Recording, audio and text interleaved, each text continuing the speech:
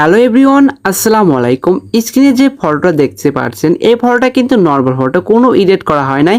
আর এখন যে ফটোটা দেখতে পাচ্ছেন এই ফটোটা কিন্তু এডিট করা। আপনারাও চাইলে এই নর্মাল একটা ফটো থেকে বন্ধুরা আপনি এই ধরনের অসাধারণ ফটো এডিট করতে পারবেন একদম ইজি ওয়েতে। আমি লাইটরুম অ্যাপের মাধ্যমে দেখিয়ে দেব। একদম নর্মাল একটা ফটো থেকে এই ধরনের কালার গ্রেডিং আপনারা করতে পারেন।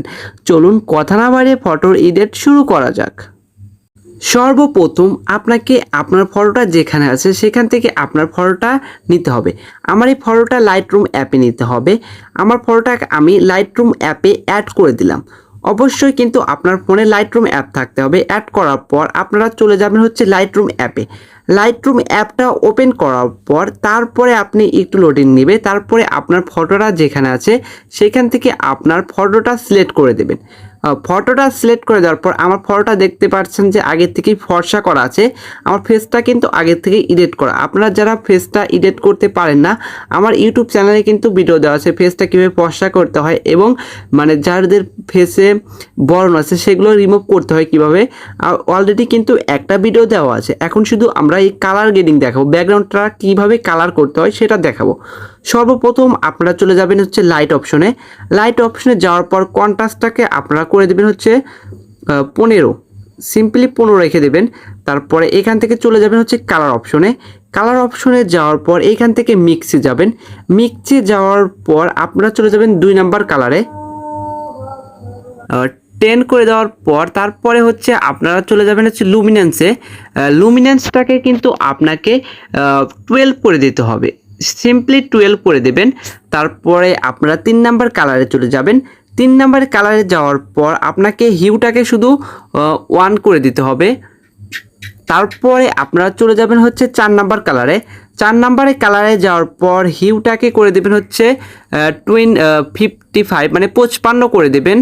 আপনারা 55 করে দেওয়ার পর তারপরে স্যাচুরেশনকে রাখবেন হচ্ছে -37। এটা কিন্তু আপনারা এই সেটিংগুলো যদি আপনারা খুব ভালো করে করতে পারেন তাহলে কিন্তু আপনার ফটো এডিটটা সুন্দর দেখাবে। তারপরে লুমিনেন্সটাকে করবেন হচ্ছে +20। আমি যেভাবে করছি সেভাবেই করবেন কিন্তু। তারপরে আপনারা যাবেন 5 নাম্বার বাদ দিয়ে 6 নাম্বার কালারে। 6 নাম্বারে কালারে যাওয়ার পর আপনারা হিউটাকে একদম -100 করে দেবেন।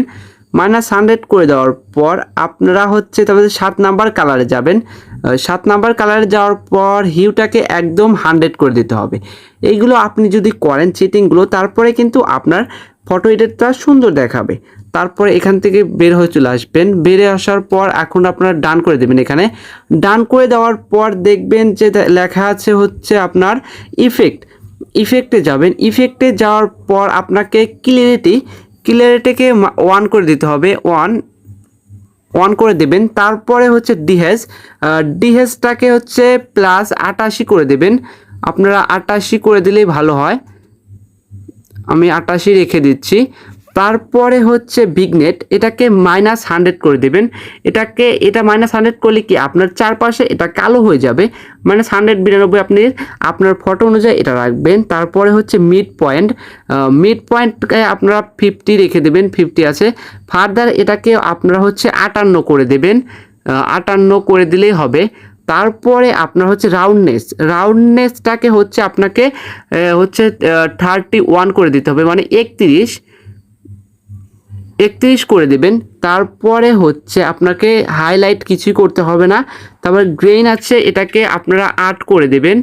তারপরে হচ্ছে আপনাকে হচ্ছে সাইজ আছে, দেখবেন সাইজটাকে 18 রেখে দেবেন। আপনার এখানে 25 আছে, এখানে আপনারা 18 করে দেবেন।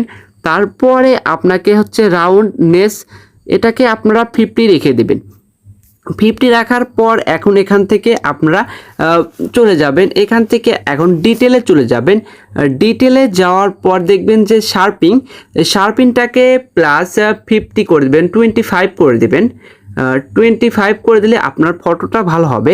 তবে রেডিয়াস এটাকে আপনারা 1.0 রেখে দেবেন। তবে ডিটেলসটাকে 25 রেখে দেবেন, 25 রেখে দেবেন, মাস্কিংটা হবে না।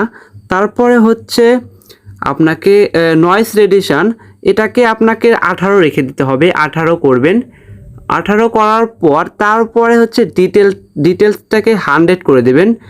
ডিটেলসটাকে 100 করে দেওয়ার পর কন্ট্রাস্টটাকে 35 করে দেবেন। এগুলো কিন্তু খুব সুন্দরভাবে আপনাকে করে নিতে হবে।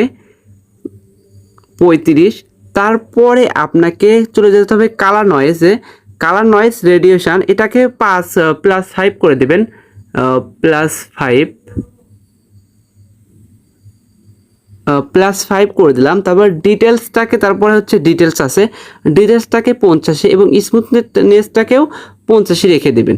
85টা রাখার পর তারপরে আপনাকে যাবে হচ্ছে অপটিক্স থেকে যাওয়ার পর এটাকে অন করে দিতে হবে, অন করে দিবেন।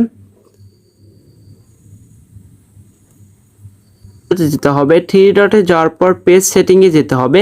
পেজ সেটিংয়ে গেলে আপনার ফটোটা এইভাবে রেডি হয়ে যাবে। আপনারা এই পিকচারটা পেয়ে যাবেন হচ্ছে এলআর। আমি আপনাকে অ্যাপটা দেখিয়ে দিচ্ছি। এইখান থেকে আপনারা ফটোটা সেভ করে নেবেন। এই যে এখানে সেভ আইকন আছে, সেভ টু ডিভাইস, এখানে ক্লিক করবেন, আপনার ফটোটা কিন্তু সেভ হয়ে যাবে।